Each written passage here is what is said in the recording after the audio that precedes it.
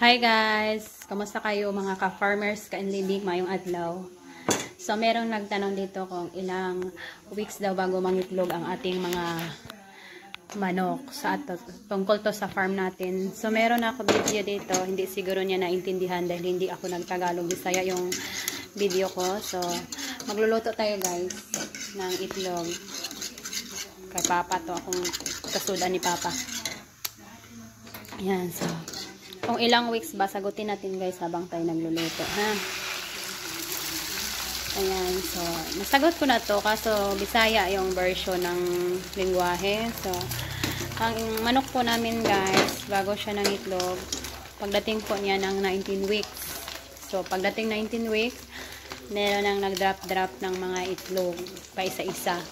So, hindi talaga sila lahat, as in. Tapos, 19 weeks, 20 weeks, 21 weeks, padami na siya ng padami. So, binili namin yung manok namin, 17 weeks sila nung binili namin. So, inalagaan namin ng halos 2 linggo bago kami nag-harvest simula. So, unang itlog na receive namin sa isang araw is 3. 3 yung unang ng itlog. Mayroon akong video dito guys, tungkol doon. Meron akong video dito kung may video ako dito na yung unang itlog nila parang na-vlog ko siya.